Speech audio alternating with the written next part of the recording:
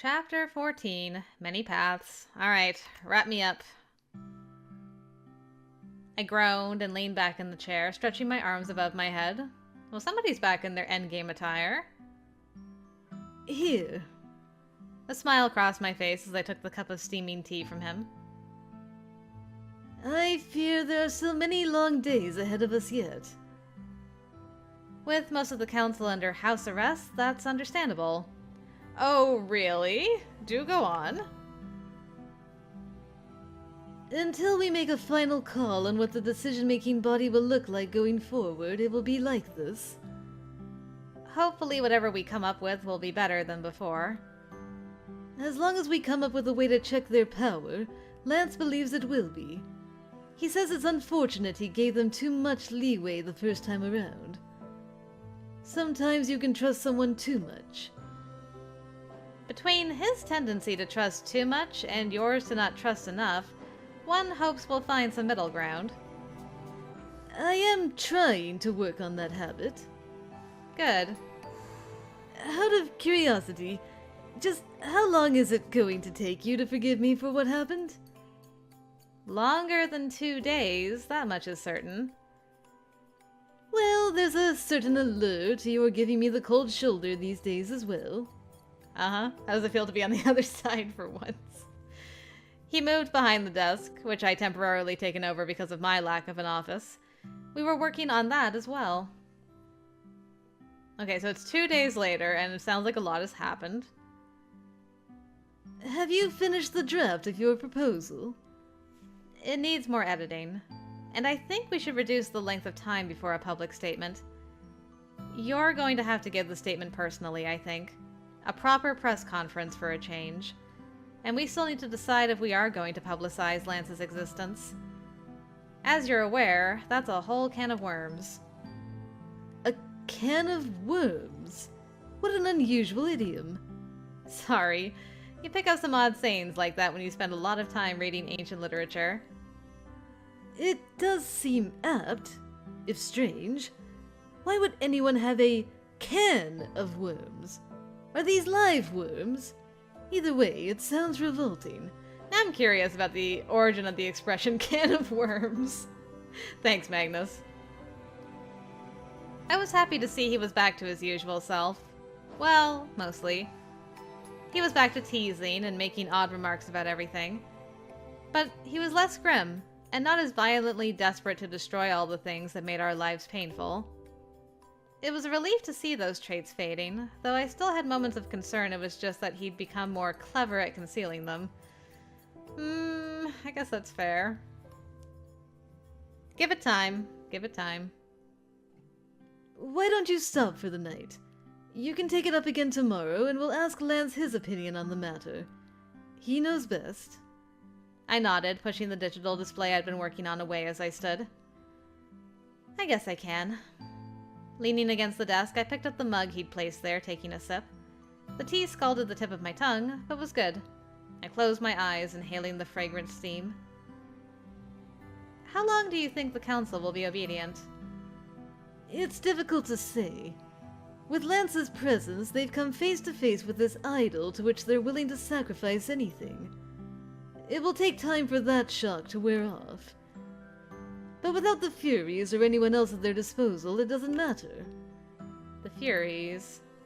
They hadn't been disbanded, much to my dismay. Magnus had suggested it was unwise to get rid of a team Endgame did truly have need for. But let's just say they were on administrative leave for the time being. That group had never been meant as the Council's personal army, and they needed to be reprimanded for some of their actions too. The Council's ability to give anyone orders had been rescinded for the time being. Magnus was hesitant to do much more than that. To me, it was just an indication that change would come slowly, and some things may never be to my liking. Are you still thinking of the long-term roadmap for shifting Endgame's purpose away from just protecting King? Yes. I have in mind some legislation to present to the Triad to adjust Esper policies and procedures. If they come aboard, the rest of the world will follow. He picked up the display I'd left on the desk, flipping through it. I see. So your goal is to blame the situation on an attack on Avalon by an unnamed group? Yes. I mean, it's not that far from the truth. There was an attack there. By someone we are most certainly not going to name, even though it was you. I thought you were referring to the Furies. They didn't go after King. You're not going to let that go, are you? No. Stupidity needs to be remembered so we can learn from it. You're so cruel. What worries me is how much you like it. The damaged AI, unable to be returned to its former state, had to be severed from the mainframe and permanently taken offline, leaving the mainframe vulnerable to attack, thus spurring us towards the solution of redistributing control. I mean, it sounds plausible enough. I don't think we should announce that part until everything is in place to begin rolling out the changes. That way no one can complain because there's no time for it. Especially given that we're planning to reroute more power to the night side, and allot automated resources to repair some of their infrastructure. Nice! Oh, I'm so glad. The people there are finally going to get some help. I imagine the way we've planned to divide up access to the solar array is going to cause the most upset. No doubt. The rollout plan is quite aggressive, I hope you realize. I don't think we have a choice. There's going to be pushback on it. A lot of pushback. That's why I wanted to roll out the changes to the Nightside domes first. But since they don't have the infrastructure in place to handle full control at the dome level with no warning, we also need to make sure we have teams available to send so we can help anyone who needs it. As well as be prepared to send teams to handle the upheaval it's going to cause. If they let us. There's no denying this won't be easy. Well, I knew that from the start. It's easier having multiple people working on this from our end instead of doing it alone. I'm glad you came to see reason. He slid closer to me, wrapping an arm around my waist and laying his head on my shoulder. I'm still struggling with it a little. I got so used to not trusting anyone that even if I trust you, it's a little difficult to not default into just taking it all over and doing it my way. All these meetings and discussions and plans are exhausting. Tyranny is always the easier approach. And, to a degree, we're still forcing this change on everyone. Otherwise it would never happen. But at least we can support each other through it, with this entire organization behind us. He leaned to press a soft kiss to my lips. I know. We stood there for a long time, with his head resting on my shoulder, one of my hands threaded through his long hair. It was a quiet moment to catch our breath. Inhale. Exhale. My hand found his and squeezed. And the moment passed. He straightened and took the seat behind his desk. I hope you didn't tell me to take a break intending to keep working yourself. I need to touch base with Lance on something.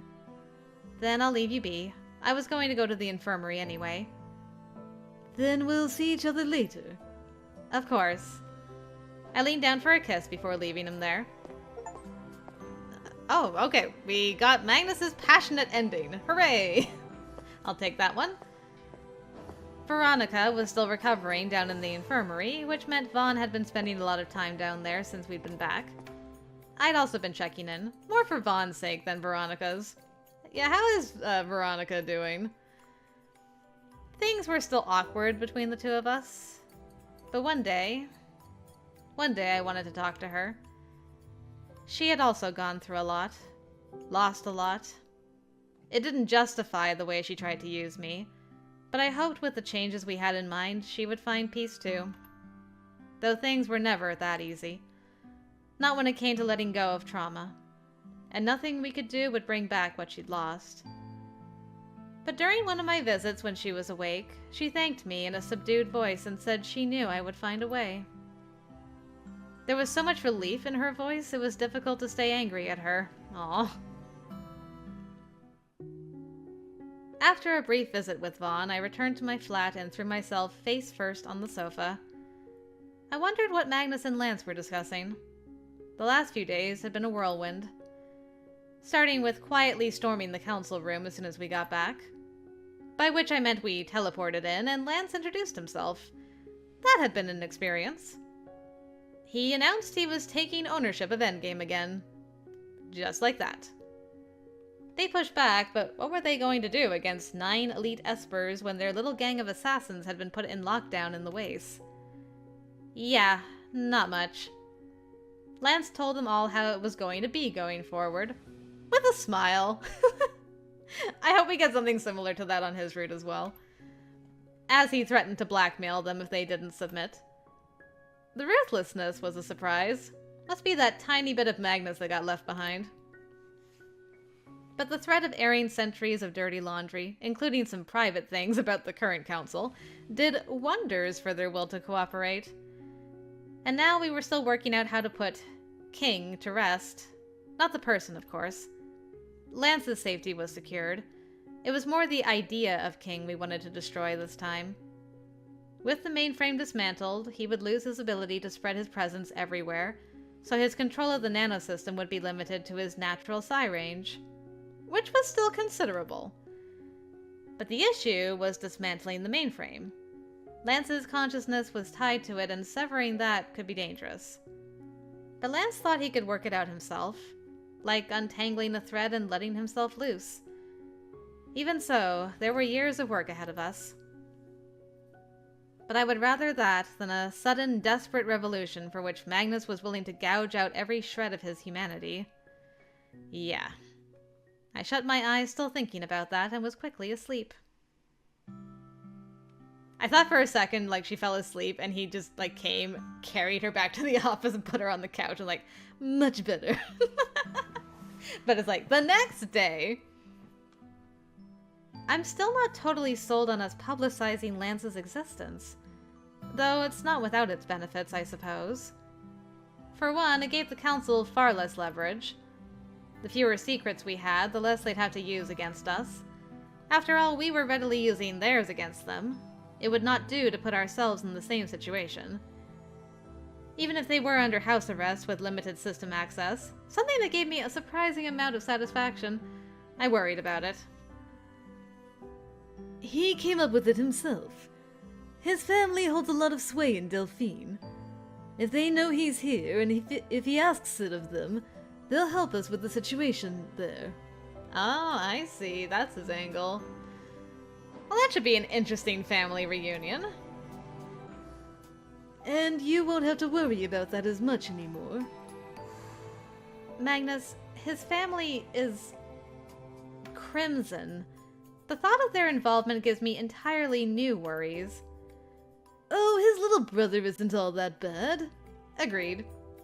He's a criminal. You defied the Endgame Council and ran away with me because they wanted to arrest you. That is not the same type of criminal. Given how hard I've worked this week, I'm tempted to get you to run away with me again. Who knew Lance was such a tyrant? Must be his inner mafioso. I love it. Yep. I mean, Kesa did say he could be ruthless when the occasion called for it, so maybe that is just a little bit of Deimos, more of the Deimos side. No doubt. He flopped on the sofa, holding his arms out for me to join him. When we first got back, I tried to put the brakes on our little romance. It seemed like the right thing to do, just until we got things sorted. Oh, was the, like 3 kisses 2 days after putting the brakes on your romance? I'm sorry, okay. Thank goodness you put the brakes on your romance. We had a long, long talk. Several of them. But even without the pressure of everything crashing down on us, the slowdown only lasted a few days. I knew the worst Magnus had to offer, and I knew the best he had to offer. He had a lot to work out, but I had decided to support him through that. I finally got him to talk to you about his situation. While you wasn't a counselor, Magnus's options were limited when it came to people he wanted to share the full situation with. Aww, he was gonna share with you? My heart. You had agreed to help. Magnus also told the others the whole story. They had guessed some of it, but not all. That had been a day of tears. And some anger. Caleb stormed out of that meeting. Shock. Only to come back a while later, sullen and frustrated, but willing to listen. There had been a painful hug. Literally painful. Magnus was begging to be let go before Caleb crushed his ribcage. Was that intentional, or...? There had been a lot of airing out of secrets the last 2 weeks. It had made the mood heavy for a while. Then lighter and lighter now that everything was in the open. You're thinking heavy thoughts again, aren't you? There's been a lot going on. Yes, but somehow I don't mind it. It feels... like proper teamwork, I suppose. Everyone is involved, and I feel less like I'm fighting to keep my head above the waves. Less like I'm floating in oblivion all the time. I'm glad to hear that. I realize now how severe my tunnel vision had become. How fixated I was on one solution and one outcome. If you hadn't come here, I am not sure I ever would have been able to consider other possibilities. I have some talents besides just sign mimicking. Oh yes, I'm quite aware of that. He leaned back against the sofa, pulling me onto his lap as he grinned up at me. This is where you can have your way with me if you want. Right here in this very office. It sounds more like that's what you want, she says, as he's already, thrown his glasses across the room in his eagerness. Hey! They're not in the way now. Cuties. You told me I needed appropriate outlets for stress relief. I can't think of a better one. I rested my hand on the back of the sofa, wondering how I always let him rope me into these kinds of situations. Especially when it didn't matter what I chose. He'd definitely pay it back by doubles later. Right now, I want whatever you want. So if you want to... I rested my forehead against his, a slight smile coming to my lips. He acted like that, but he knew I almost always gave in. A smug smile was back on his lips when I opened my eyes to look at him again. Just as I expected. My heart fluttered in my chest as it always did when he looked at me that way. Honestly, this man... I caught his face between my hands and leaned to place feather-light kisses on his mouth, cutting off his words. He let out a soft complaint when I refused to give him a proper kiss. That brought a smile to my lips and made me want to tease him even more.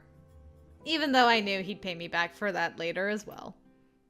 I sat back and gave him a playful smile. You're so cruel. I leaned down and pressed a kiss just below his ear, letting my tongue curl around his earlobe before gently biting it. Okay, I think we're doing the, closing fun times this chapter. Magnus shifted sideways, sliding to lean his back against the sofa and settle into a more comfortable position beneath me.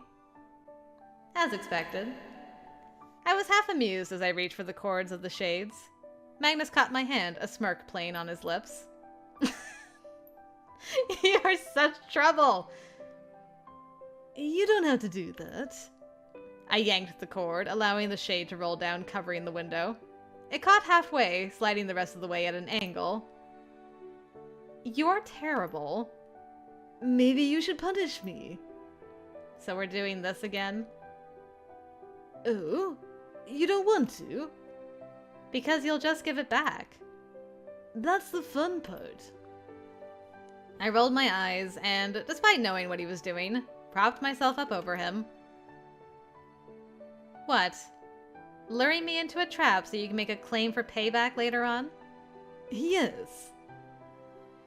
I was trying not to be taken in by those eyes, beautiful and luminous as they caught glints of the fading light from outside, and his hair, loose previously from its braid and now spilling over the arm of the sofa. Oh, that's true. I didn't even notice that his hair was loose. I noticed the glasses. When did you take your braid out? Magnus, please. Ugh. He's too beautiful. Agreed. I leaned down again, unfastening the front of his collar to kiss the hollow of his throat. I was refusing to play his game this time. One of Magnus's hands found its way to the back of my head. Then will you be a distraction for me?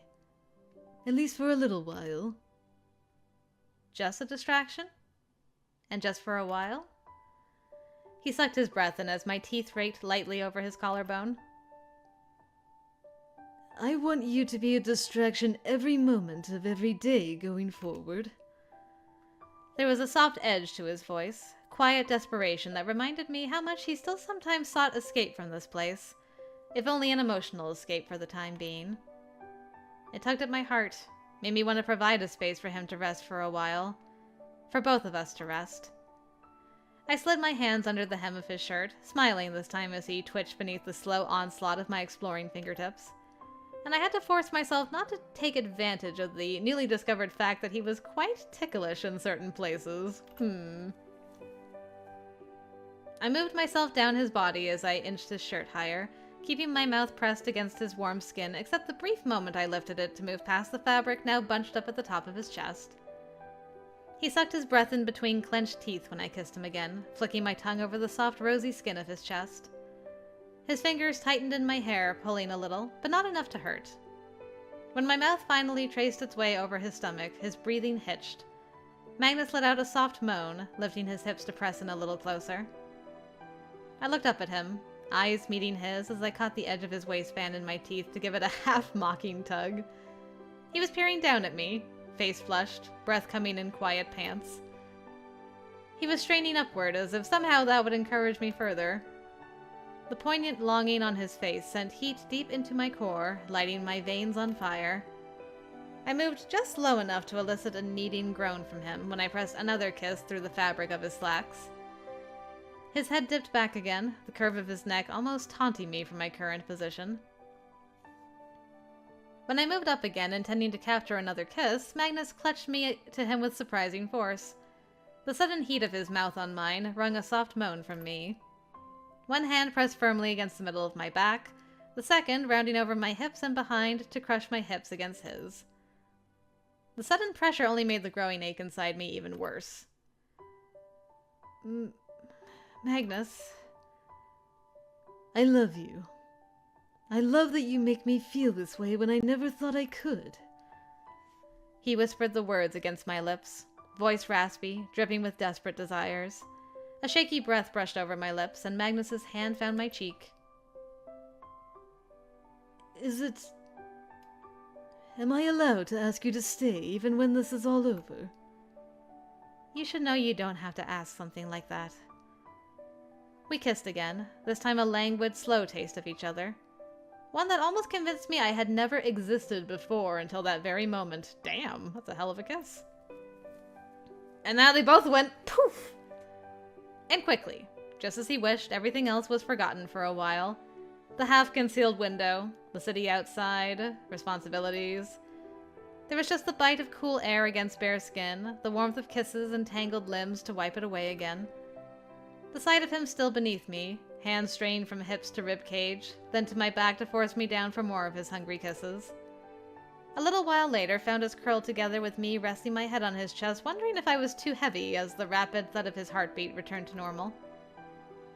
I was feeling one part shame for having done that right in front of a huge window, and one part hope his guard didn't have a habit of bursting in without knocking. That's what I was thinking too. I'm like, I really hope nobody just walks in now. Even though I checked the door was locked. Twice. But it hadn't happened so far. And there had been several moments where it would have been awkward, to say the least. One day I will talk to this man about his obsession with doing this in his office. Everybody's got their kink. Don't kink shame the man for having an office fetish. I propped myself up, wondering if I should get the rest of my clothes back, and wondering if he'd thrown them somewhere weird again. I wonder how long it'll take her to find them this time. But I paused to study his face. Eyes closed, satisfied smile. Running 2 fingers down his cheek, I couldn't stop the smile that came to my lips again. He caught my hand, bringing it closer to kiss the center of my palm. There was a playful flicker of his tongue tickling the skin. He was such a brat sometimes. The office is almost bearable with you in it like this. You mean undressed on your sofa? Did you think I meant something else? Personally, I'd love if this was a permanent change, but I suppose the others would protest. I would protest, thank you very much. His smile faded as he held my hand close to his cheek. It really is selfish of me to ask you to stay here, isn't it? Since when have you been worried about being selfish?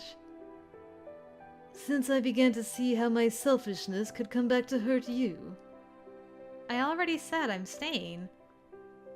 You don't have to stay active, or you could move to the research division. We have a section that studies array and... I covered his mouth with my hand. How many times have we had this discussion?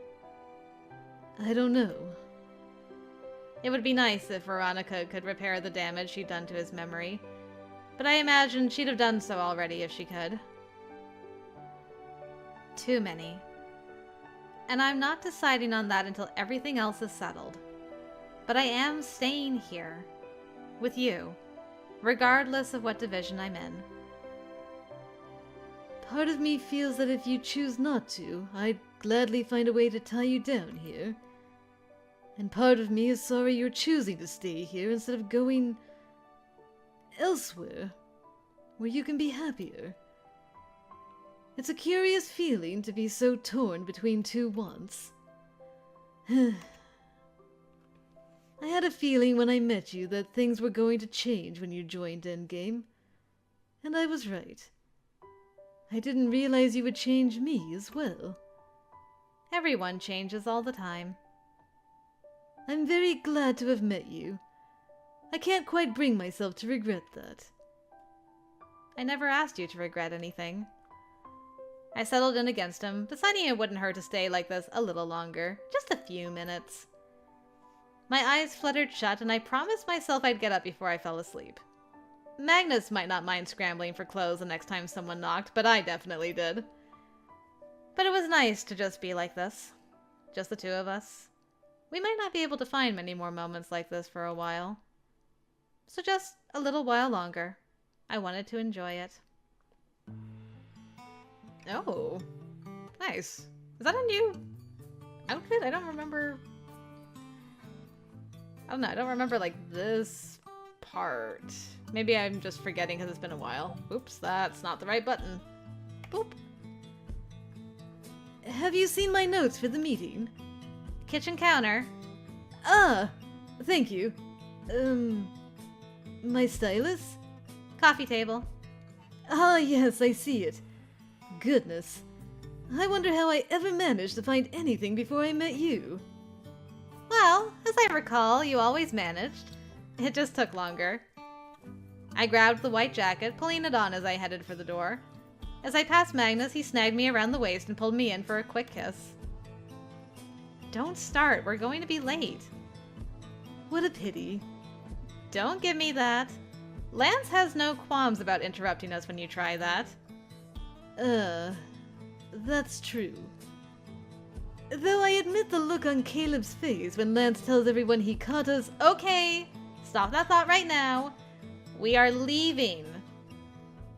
We could just join the meeting from here. No, because I know what you're going to try to pull if we don't have a chaperone. I swear, some days you are no fun at all. Someone's got to be the responsible one. The vote today is merely a formality. You don't have to look so anxious. But the investigatory body was my proposal, so I can't help but feel nervous. He was right, though. With the new 13-member council, over half of which was made of Espers if we counted Lance as the ranking member, it was unlikely to go badly. Yes! Finally!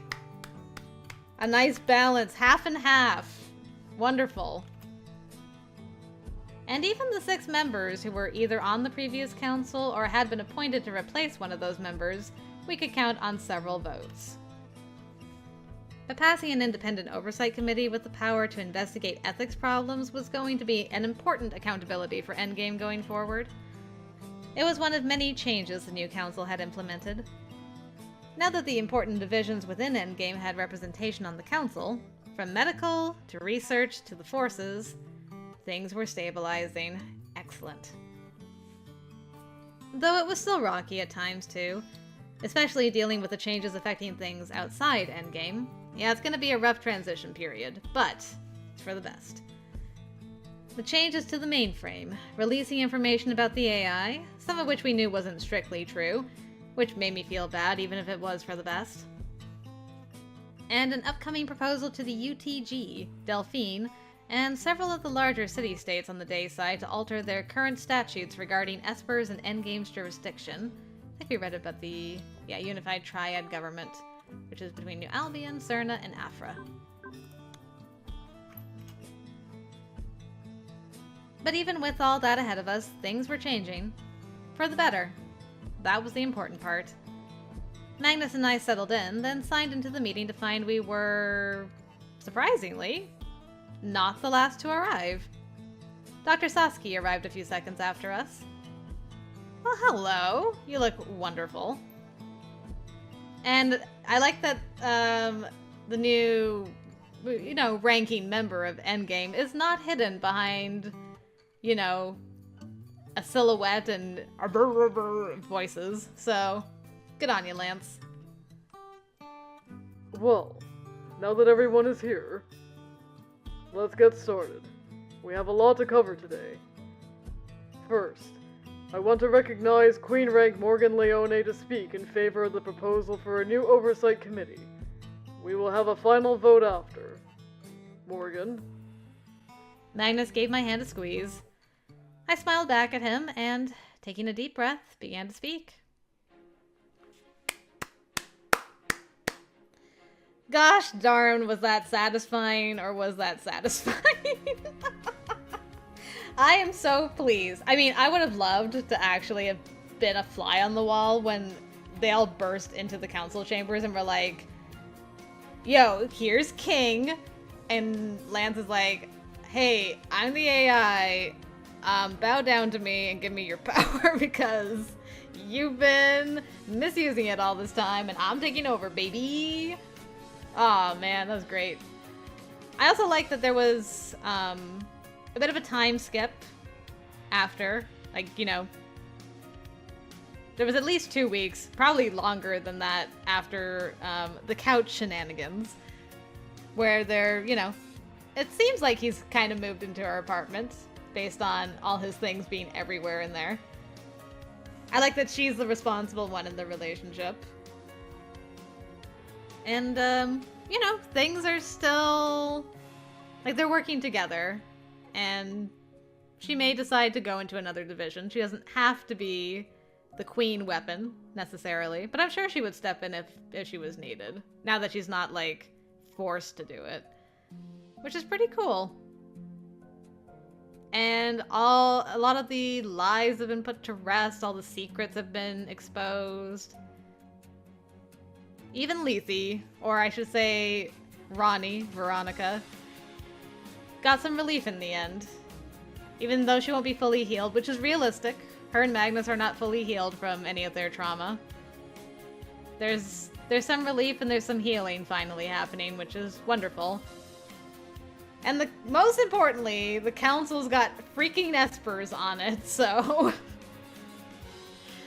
how can I not be thrilled with how this ended? That was great. That was just an excellent route. I thoroughly enjoyed it. I might have a new number 1, not gonna lie. Sorry, Ari. I'm weak. I'm weak for problematic men. There he is, my beautiful boy. Anyway, that was Magnus's route. I hope you guys enjoyed it. I certainly did. It was wonderful. He's got a sweet ending, of course, which I'm very curious how that's going to go. And 3 bad endings, but we'll get to those in a bit. First, sweet ending, so hopefully I'll see you there for that. Either way though, thank you very much for joining me for this, and until next time, I will see you later.